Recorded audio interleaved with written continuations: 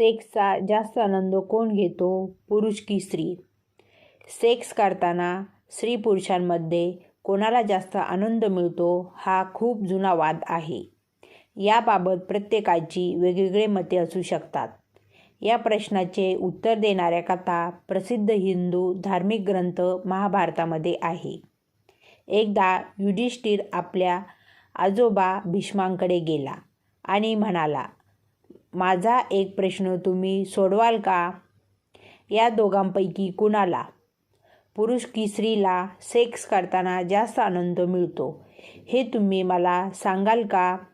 भीष्म म्हणाले, या संदर्भात मी तुम्हाला एका राजाची कथा सांगतो, ज्यामध्ये तुमच्या प्रश्नाचे उत्तर दडलेले आहे. फार पूर्वी भांगस्वना नावाचा राजा राहत होता. तो खूप दयाळू आणि यशस्वी होता, पण त्याला मुलगा नव्हता. अपत्यप्राप्तीच्या इच्छेने राजाने एक यज्ञ केला. त्या हवनात केवळ भगवान अग्नीलाच मान दिल्याने वरून देव भगवान इंद्र खूप कोपले. इंद्र आपला राग काढण्याची संधी शोधू लागला, जेणेकरून राजा काही चूक करेल आणि तो त्याला शिक्षा करू शकेल. पण इतका चांगला राजा होता की इंद्राला संधी मिळत नव्हती. त्यामुळे इंद्राचा राग आणखीन वाढत होता. एके दिवशी राजा शिकारीला निघाला. इंद्राला वाटले की आपल्याला अपमानाचा बदला घेण्याची हीच योग्य वेळ आहे आणि इंद्राने राजाला संमोहित केले.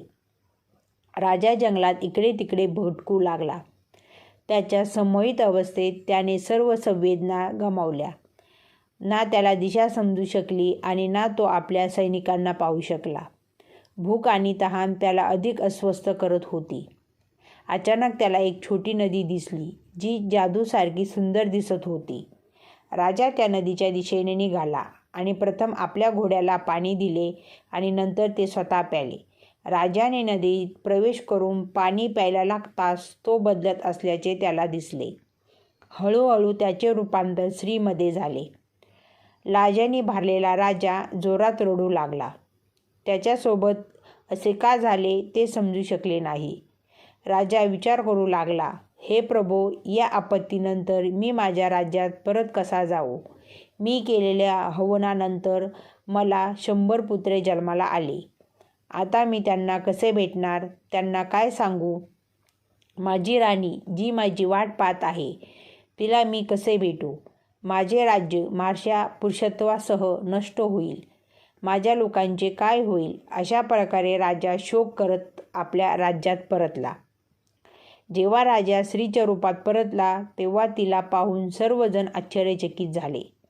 राजाने एक सभा बोलावून आपल्या राण्या, पुत्र व मंत्र्यांना सांगितले की आता मी हे सिंहासन सांभाळण्यास योग्य नाही. तुम्ही सर्वांनी येथे सुखाने राहावे आणि मी वनात जाऊन माझे उर्वरित आयुष्य घालवील. असे बोलून राजा जंगलाच्या दिशेने निघून गेला. तेथे जाऊन ती एका तपस्वीच्या आश्रमात स्त्री रूपाने राहू लागली. आश्रमातील तपस्वींनी स्त्री रूपातील राजाशी लग्न केले आणि त्यांच्यापासून तिला अनेक पुत्र झाले. काही दिवसानंतर तिने आपल्या त्या मुलांना आपल्या जुन्या राज्यात नेले आणि आपल्या जुन्या मुलांना म्हणाली की मी पुरुष असताना तुम्ही माझे पुत्र आहात. हे माझे मुलगे आहे जेव्हा मी स्त्री होतो. तुम्ही सर्वजण एकत्र राहून माझ्या राज्याची काळजी घ्या. सर्व भाऊ एकत्र राहू लागले. सर्वांना आनंदाने जगताना पाहून देवराज इंद्र अधिक संतप्त झाला आणि त्यांच्यात पुन्हा सुडाची भावना जागृत होऊ लागली. इंद्र विचार करू लागला की राजाला स्त्री बनून मी त्याचे वाईट करण्याऐवजी चांगले केले आहे असे वाटते. असे म्हणत इंद्र ब्राह्मणांचे रूप धारण करून राजाच्या राज्यात पोहोचला. तेथे जाऊन तो सर्व राजपुत्रांचे काम भरू लागला. इंद्राचे ऐकल्यामुळे सर्व भाऊ आपसातात लढले आणि एकमेकांना मारले. हा प्रकार राजाला समजता त्याचे मन दुःखी झाले. इंद्र ब्राह्मणाच्या रूपात राजाजवळ आला आणि तिला रडण्याचे कारण विचारले. राजाने रडून संपूर्ण घटना इंद्राला सांगितली. तेव्हा इंद्राने आपले खरे रूप दाखवून राजाला आपली चूक सांगितली. इंद्र म्हणाला, तुम्ही केवळ अग्नीची पूजा केली आणि माझा अनादर केला म्हणून मी हा खेळ तुमच्याशी खेळला. हे ऐकून राजा इंद्राच्या पाया पडून नकळत केलेल्या अपराधाबद्दल क्षमा मागितली. राजाची अशी दयनीय अवस्था पाहून इंद्राला दया आली. इंद्राने राजाला क्षमा केली आणि आपल्या मुलांना पुन्हा जिवंत करण्याचा आशीर्वाद दिला.